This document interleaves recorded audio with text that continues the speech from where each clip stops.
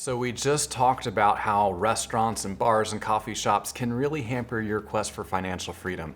Now it's time to start entering the cost of your food, both grocery buying and eating out, in the Budget Genius. We're going to do that in our questionnaire. So let's jump right in. We're coming to day 5 and we're going to click Start and open up the questionnaire, see what the question is. How much money are you spending on food? Enter the amount you spend at the grocery store, as well as restaurants, bars, and coffee houses. Then select the frequency for each from the drop-down list. Now, I'm going to enter some sample numbers for you here, but I also want to use this as an opportunity to tell you it's most effective to budget weekly or bi-weekly for things like groceries to make sure you don't run out at the end of the month. If you only budget monthly, you have a tendency to go spend a lot of that budget amount at the beginning of the month, and then maybe in the 3rd or 4th week you find yourself running thin. That's never a fun way to go. So I really encourage you to choose weekly frequency for your grocery budget, and maybe your eating out too. So another thing, if you don't know what you spend at places like bars and restaurants and coffee shops, it's okay to guess.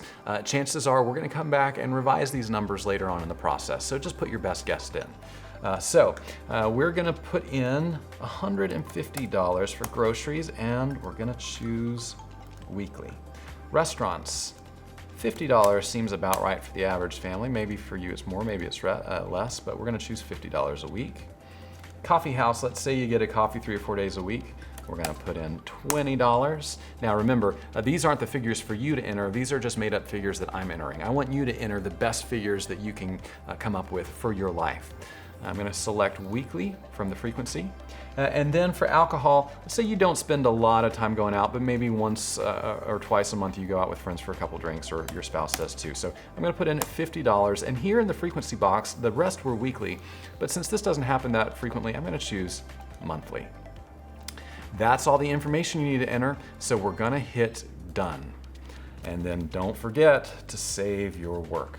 Now, tomorrow in the Budget Genius, we're going to start dealing with cars, transportation, gas, all the things that come with getting around. So if you have some receipts that you can grab, or paperwork on what your car payment is, or anything like that to help give you a head start on tomorrow's data entry, go ahead and do that. Until then, remember this: freedom starts in your heart. See you tomorrow.